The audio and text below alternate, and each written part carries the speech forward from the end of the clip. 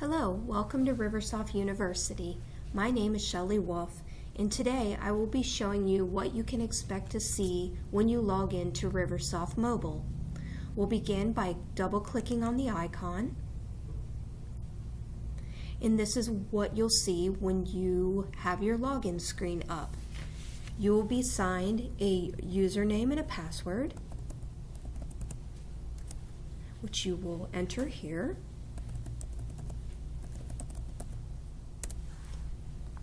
You will then select the office of your choice. Today we're going to use Office 1 and click Login. Here is your patient list. This is what you will see in RiverSoft Mobile. By selecting one of the patients, you can see that the buttons above will illuminate. Today I'm going to go through and show you what each one of these buttons mean and how you can work your way through your patient list. Depending on your permits, you may only see your patients that you have been scheduled to see that are in an incomplete status, and also the patients that you have authored notes on. If you are an on-call staff member based on your permit, you may be able to see everyone in your agency. So you can potentially pick people that you would not normally see other than in an on-call event. Your patient list is filterable. You do so in different ways.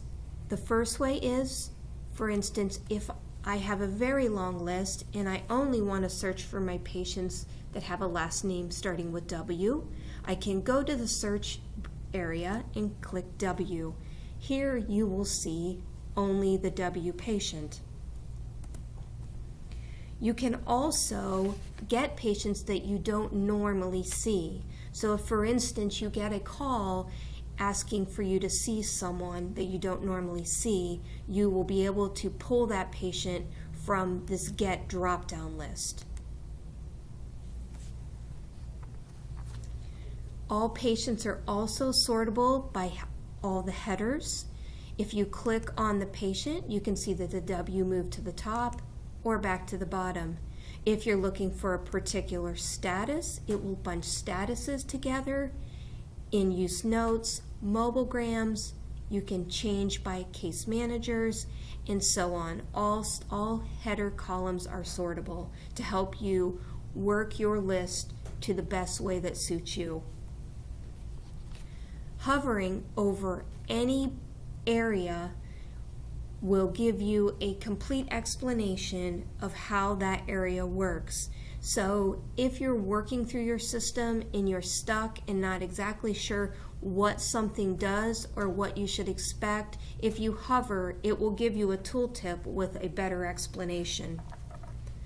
We're going to start right on the clinical notes.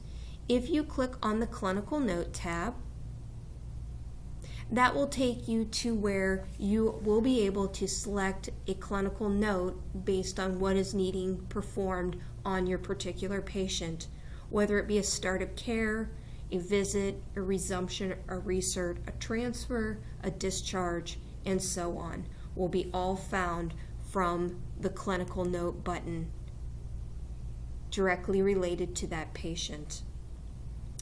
Case analysis. Your case analysis button will give you a complete case analysis on your patient, including your clinical records and your patient's pathway status, so you can monitor what's going on with that patient.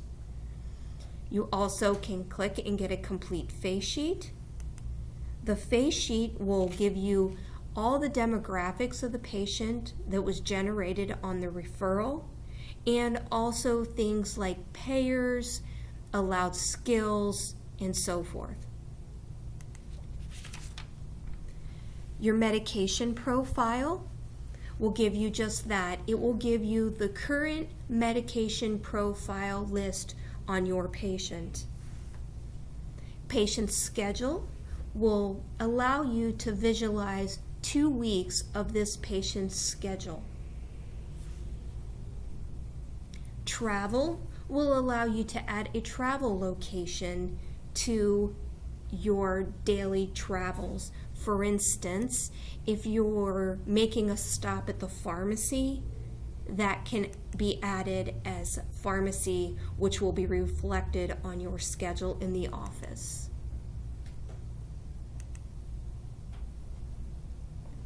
Refresh list allows you to refresh the list. And when this becomes extremely handy is if someone in the office is actively assigning patients to you. If you're logged into the system and you're only seeing these patients and you're expecting another, if you hit the refresh list, it will refresh the list and pull all the current information for you to your list of people that you are scheduled to see.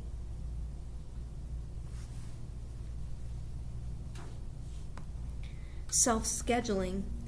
With the particular permit, you could possibly be able to self-schedule. Self-scheduling allows you to not only assign yourself to visits that are unassigned, so you can take on more workload if you so choose. It also allows you to change the date and the time on the visits that are in your list that you are already scheduled to see. New patient allows you to add a new patient quickly with very limited information. And this becomes extremely handy when you have that Sunday evening referral that you know very little about this patient. However, this patient has to be seen immediately. That's where you would add this. And then on Monday morning, the office can finalize all that referral information. The old patient allows you to visualize patients from the past. If you had someone that you were seeing and they are discharged, but you want to see the case analysis on this patient of what had happened in the past with them, you can click on the old patient button and pull that information so you can visualize that prior to a readmission. And last but not least is the I button. The I button is a very detailed written explanation of RiverSoft Mobile. I highly encourage you to go to the I button and read the document following the video presentation.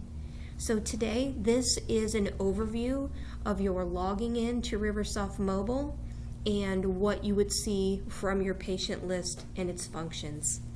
Thank you. Bye-bye.